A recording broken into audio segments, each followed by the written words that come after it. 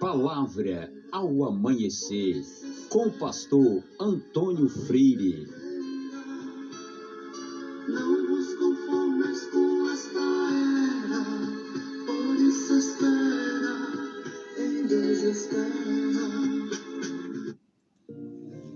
Meus queridos irmãos, a paz do Senhor, bom dia! Glória a Deus por mais um dia, glória a Deus por mais uma oportunidade que temos de ouvir a palavra, de aprender um pouquinho. A nossa vida é como um grande castelo.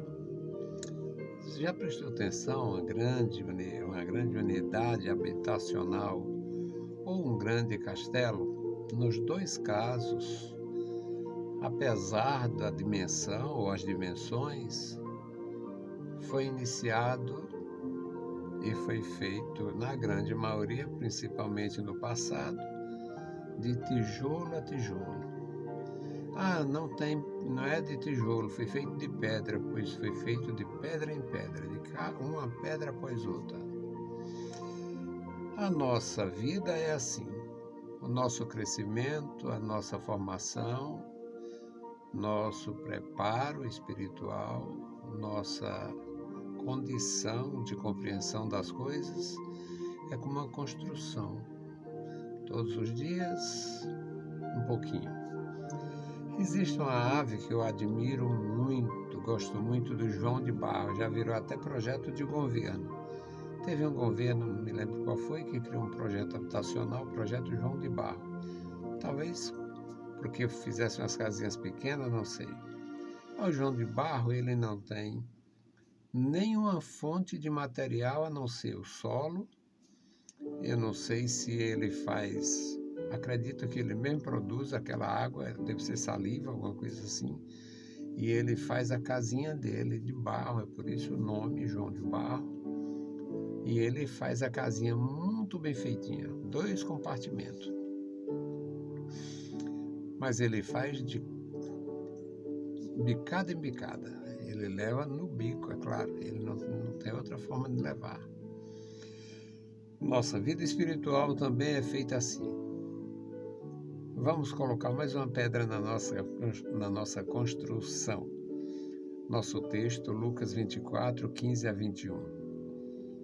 Eu acho maravilhoso esse texto porque mostra o interesse de Jesus ressurreto na vida de seus discípulos. Aqui, eles estavam fugindo da agitação. Lucas 24 e 15. Aconteceu que, indo eles falando entre si, fazendo perguntas um ao outro, o mesmo Jesus se aproximou e ia com eles. Mas os olhos deles estavam como que fechados para que não o conhecessem.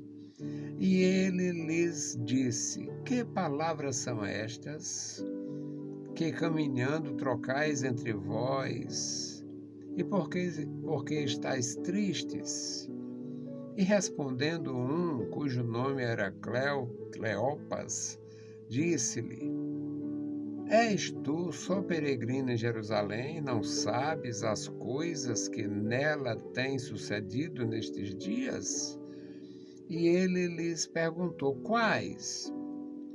E eles lhe disseram: as que dizem respeito a Jesus Nazareno, que foi homem profeta, poderoso em palavras e obras, diante de Deus e de todo o povo. E como os principais dos sacerdotes e os nossos príncipes o entregaram à condenação de morte e o crucificaram. E nós esperávamos que fosse ele que remisse a Israel. Mas agora, sobre tudo isso, é já hoje o 3º dia, desde que essas coisas aconteceram. Era o 3º dia. Jesus tinha ressuscitado. Mas ainda era muito difícil para eles acreditarem. Eles já tinham ouvido. Eles tinham ouvido, na continuação desta leitura, eles vão dizer ao próprio Jesus, é bem verdade que as mulheres foram lá e disseram que tiveram uma visão de anjo, disseram que ele tinha ressuscitado, mas nós não sabemos. E era muito difícil acreditar, era muito difícil. Um crucificado, uma pessoa que morresse morte natural, mas um crucificado voltar à vida, ele era muito mutilado. A crucificação deixava muitos... Era uma coisa brutal. Então, mas aqui a nossa pedrinha, na nossa construção, hoje os olhos deles estavam como que fechados. Eles falaram com Jesus, Jesus falou com eles, a iniciativa foi de Jesus. Jesus falou com eles, eles responderam, falaram com Jesus, questionaram o porquê dele ignorar o que tinha acontecido. Se ele estava ali só como peregrino, tivesse chegado, quem sabe, depois do acontecimento. E Jesus quer se inteirar quando eles falam das coisas. Tu és apenas peregrino e não sabe as coisas que aconteceram nestes dias? Aí Jesus diz, quais? E eles falam a respeito de Jesus. O que diz respeito a Jesus Nazareno, varão profeta, cheio de graça, poderoso em palavras e obras, diante de Deus e das pessoas. E como foi crucificado, foi entregue, foi condenado à morte. E hoje é o terceiro dia. Então, é bom a gente pensar. Eles estavam fugindo da agitação da cidade. Tinha sido uma semana cruel para qualquer discípulo. Uma semana muito cruel. A última semana de Jesus foi uma semana terrorosa para os seus seguidores, porque nos primeiros dias daquela semana, digamos, no primeiro dia, segundo, terceiro dia da semana, Jesus estava advertindo a eles, preparando eles para esta separação.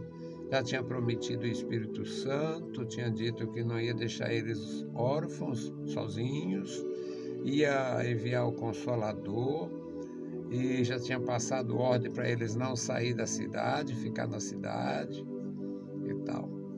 Então, aconteceu que eles tiveram uma semana terrível.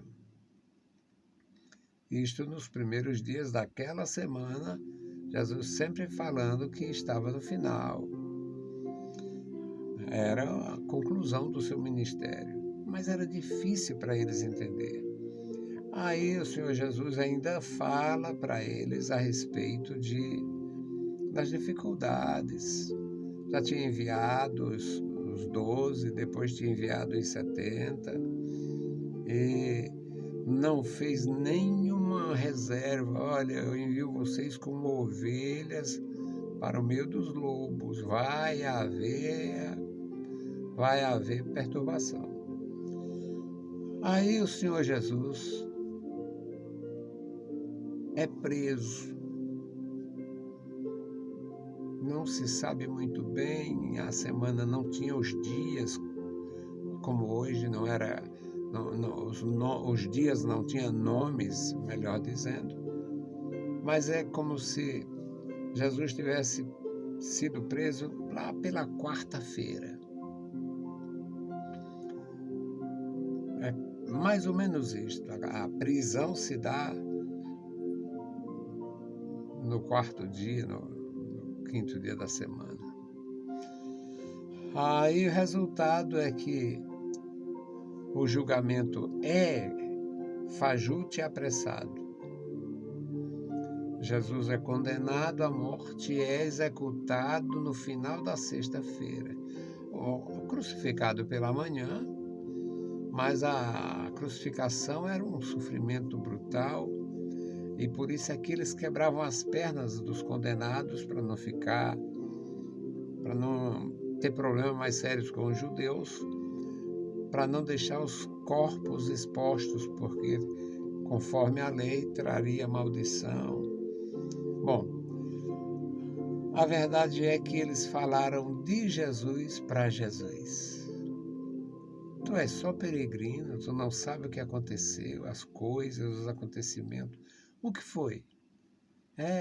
O que aconteceu com Jesus, varão profeta, cheio da graça, poderoso em palavras, poderoso em obras, diante de Deus, diante das pessoas, e foi entregue pelas nossas autoridades, os nossos príncipes.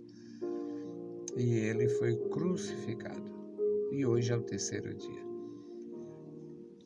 O texto diz que eles estavam com os olhos como que fechados.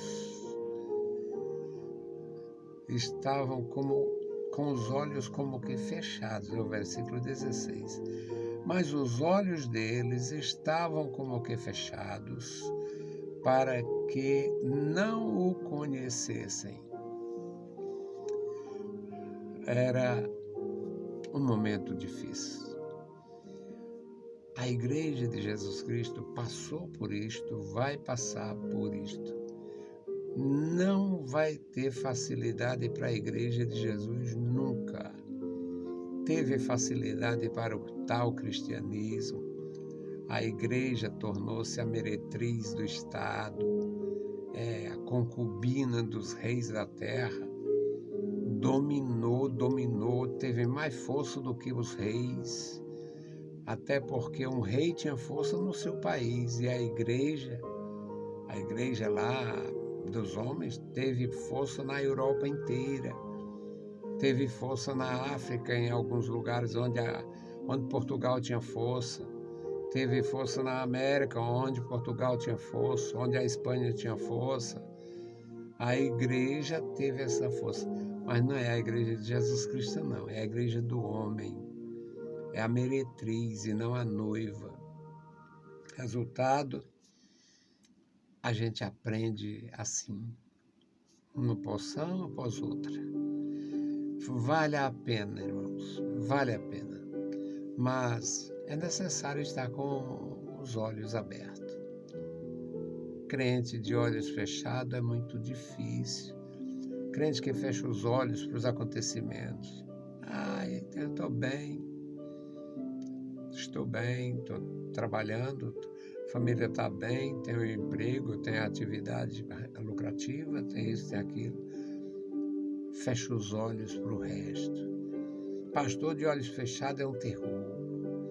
Aliás, nem é normal, nem é comum pastor fechar os olhos. Mas tem deles que só olha para aquilo que ele já acumulou. Não pode nem atender às necessidades das pessoas. Pastor, eu queria falar com o senhor, não posso, não tem que, vai atrás do secretário, arranja um lugar na agenda para ver, depois que pastor virou coach, uma desgraça desta. Não atende as pessoas. E é um orgulho infernal porque tem igreja grande. E o serviço? Pois é. Então, crente com olhos fechados não vê a graça manifestada, não vê a glória de Deus. Pastor de olhos fechados não sente o problema dos outros, nem vê o que está acontecendo. Está bem, o resto que se dane. Mas nós precisamos nos colocar diante de Deus e aprender cada dia um pouquinho Aqui eles estavam falando de Jesus, para Jesus, e não reconheceram. Vamos orar. A nossa oração é pela igreja, para o Senhor Jesus ter misericórdia. E o texto bíblico diz que Ele mesmo deu apóstolos, pastores e doutores. Vamos orar para o Senhor enviar, porque o que está surgindo, aparecendo, não é confiável.